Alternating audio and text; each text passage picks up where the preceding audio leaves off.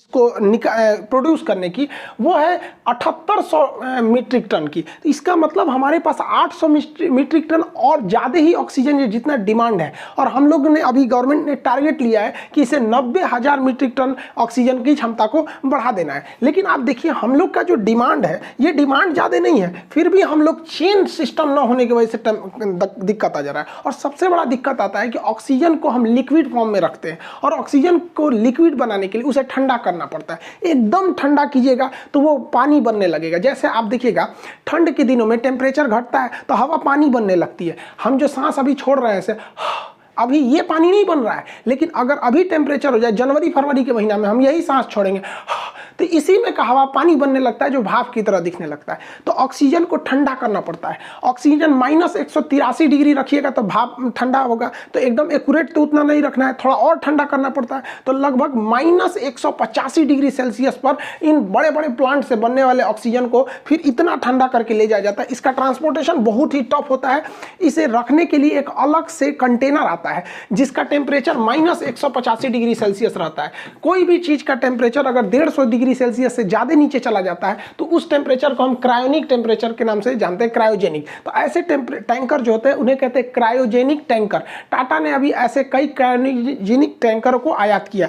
इसके बाहर एक कूलिंग सिस्टम लगा होता है जो इस ट्रक को, ये ट्रक चल रही है, ये ऐसे नॉर्मल टंकी की तरह नहीं होता है, इसे यह ठंडा कर रहा होता है ताकि ये लिक्विड के फॉर्म में ही रहे। इसके बाद जो चुनौती आती है, हमारे पास अभी एट ए टाइम इतने ज्यादा टैंकर जो थे क्रायोनिक टैंकर नहीं थे, तो हम लोगों ने कई सारे क्रायोनिक टैंकर सिंगापुर से मंगाया है, कई टाटा ने विदेशों से मंगाया है। और हमारे जो क्रायोनिक टैंकर जो थे, जो बचे थे, तो पता चलता है कुछ राजस्थान में है, कुछ केरल में, कोई इधर उधर बिखरे हुए हैं। और जो ऑक्सीजन का प्लांट है जो ज़्यादातर स्टील प्लांट से आ रहे हैं, राउरकेला के स्टील प्लांट, दुर्गापुर, विशाखापट्टनम, यहाँ से ज़्यादा आ रहे हैं, वाईजैग वगैरह से, तो यहाँ तक में वो टैंकर ही नहीं है। तो हमारी भारतीय वायुसेना अपने सबसे बड़े जहाज जो है C-17 ग्लोब मास्टर, उससे इन खाली टैंकरों को भर रही है उसमें, और इनको क्या करती है, वो स्टील प्लांट तक उड़ा के लाती है। फिर ये टैंकर इसमें से निकलते हैं, भरते हैं, फिर उन्हें जगह तक पहुंचा रही है। तो एयरफोर्स ने भी इसमें बहुत ज़्यादा बढ़ चढ़ के हिस्सा लिया ताकि ऑक्सीजन को टाइम से पहुंचाया जा सके। हमारे पास ऑक्सीजन की कमी नहीं है। अब इसमें रेलवे ने भी काम किया, रोल ऑन रोल ऑफ। मतलब आपको अगर मान के चलिए कि उड़ीसा में ये टैंकर भर दिया गया तो ये ड्राइवर खुद चला के लाएगा, उससे बेटर है कि इसको रोल करके चढ़ा दीजिए किस पर, इस मतलब मालगाड़ी पर, और ये मालगाड़ी चलेगी और फिर जब दिल्ली पहुंचेगी तो उसे उतार दीजिए, तो रोल ऑफ। तो इसी को रोल ऑन रोल ऑफ कहते हैं। लेकिन समस्या क्या है, ये जो ट्रेनें चल रही हैं जरूर है, लेकिन ये लेट चल रही हैं। जिस हिसाब से चलना चाहिए उस हिसाब से नहीं चल पा रही हैं ये ट्रेनें। तो इसमें भी थोड़ा सुधार की जरूरत है यहाँ पर। हालांकि ये बहुत ज्यादा है, ये लेट भले चलती बट एक बार में बहुत ज्यादा ऑक्सीजन पहुंचा देती है, तो पूरा इसके ऊपर टैंकर ही लगा रहता है। तो रेलवे की भी ये अच्छी भूमिका है। इसमें आप सुन रहे होंगे कि अरविंद केजरीवाल ने भी वो मोदी जी के साथ जो मीटिंग थी उसमें कहा था कि उन्होंने कि ऑक्सीजन की जो सप्लाई आ रही है उसके लिए हमें ग्रीन कॉरिडोर बनाना पड़ेगा।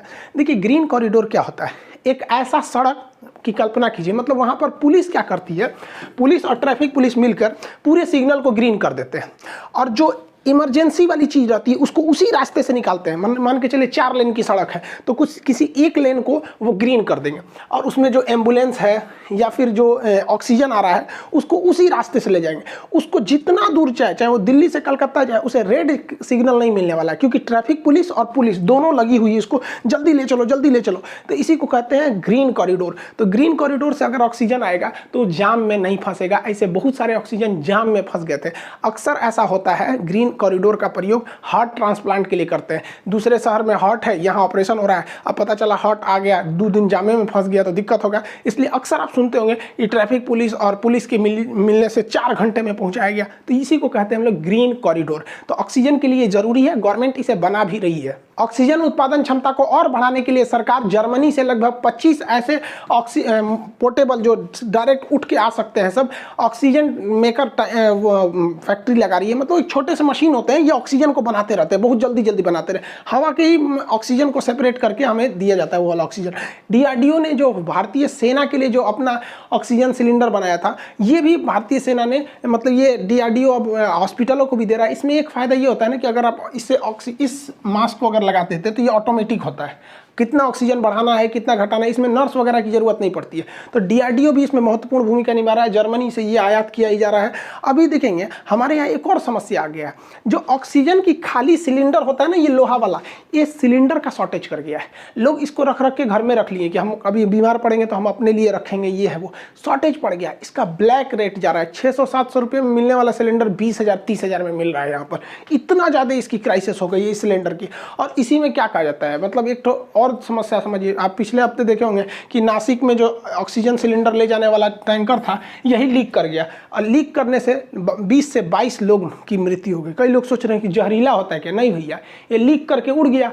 तो ऑक्सीजन जो मरीज को मिलना चाहिए मिला ही नहीं, ऑक्सीजन की कमी से मरीज छड़फड़ा के मर गया बेचारा यहाँ पे। तो कभी कभी किस्मतों ससुरा खराब रहता है, कहते हैं ना, किस्मत खराब रहे तो ऊँट पे बैठे आदमी को कुत्ता काट लेता है। बताइए, ये जो बीमारी अलगे है, उसमें से ऑक्सीजन लीक कर गया। भारत में केरल एक ऐसा राज्य है जिसके पास ऑक्सीजन बहुत ज़्यादा मात्रा में बच गया है।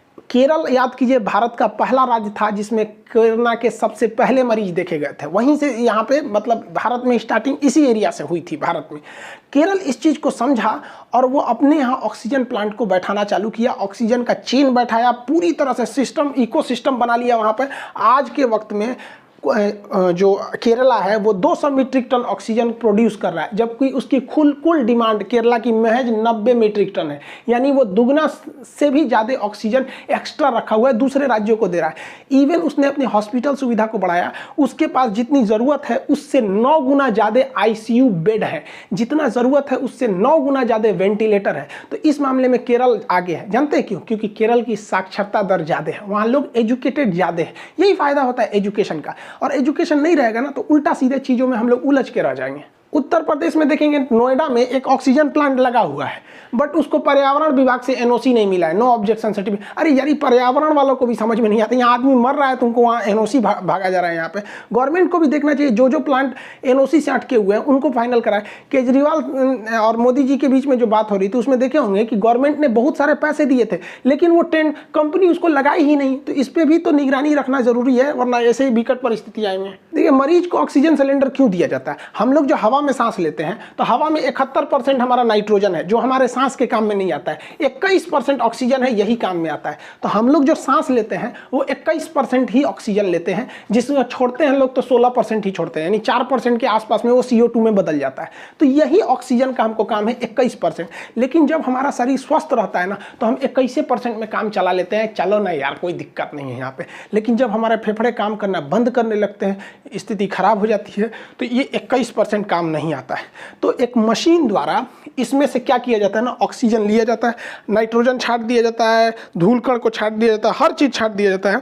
और जो 21% ऑक्सीजन मिल रहा था उसमें से पूरा का पूरा छान के और 98% वाला ऑक्सीजन भर देते हैं। 98%, इसमें ज़्यादा शुद्ध मात्रा में, ज़्यादा मात्रा में ऑक्सीजन है।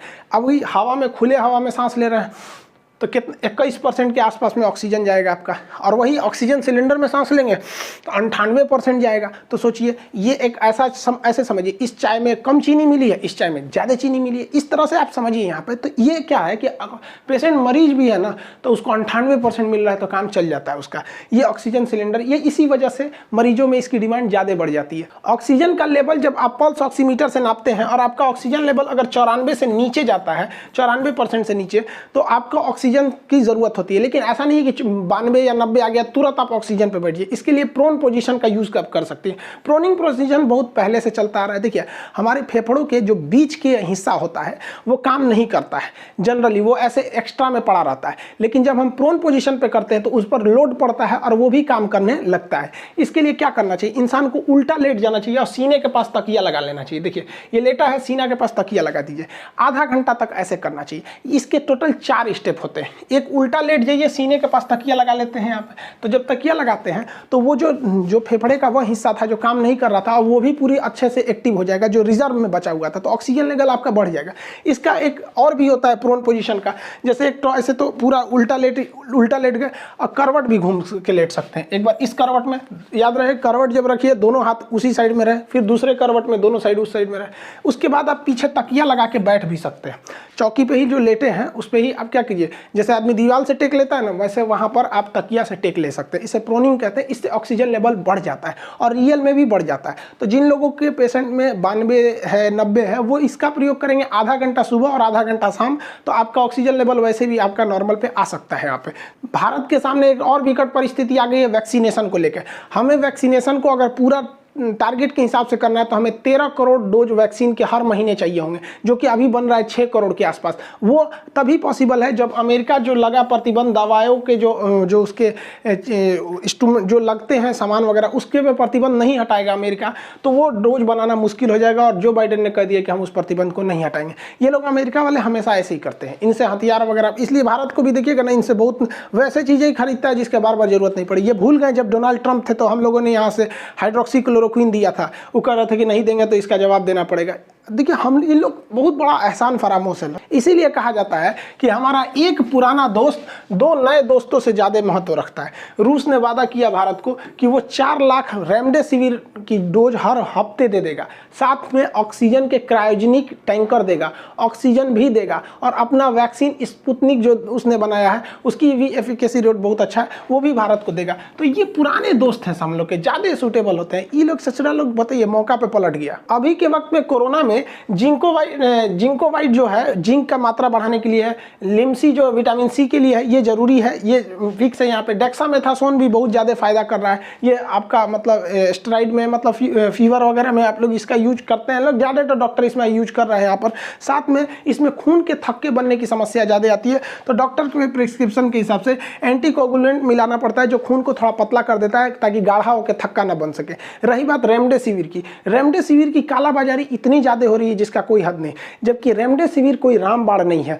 इसका एक फिक्स है कि शुरुआती दिनों में अगर आपको रेमडेसिविर लग जाता है स्टार्टिंग फेज में, तो कुछ हद तक सुधार हो सकता है। लेकिन कुछ लोगों को ऐसा लग रहा है कि रेमडेसिविर ले लेंगे तो बच जाएंगे। एक आदमी से हमारी बात हुई, कहा सर हमको कोरोना का कोई डर नहीं, हमने रेमडेसिविर रख लिया। हम कहे वाह अरे भैया वाह, रेमडेसिविर रख लिए तो बच जाएंगे। यहाँ पे नहीं भाई, उस तरह से तो बहुत से ऐसे लोग हैं जो हॉस्पिटल भी नहीं जाते हैं, चौकी पे बैठे रहते हैं तो ठीक हो जाते हैं। तो क्या चौकी को आप इंजेक्शन मान लेंगे? ये चौकी पे बैठ जाइए, क्या बैठा पे चाचा ठीक हुए थे, हम वो ठीक हो जाएंगे?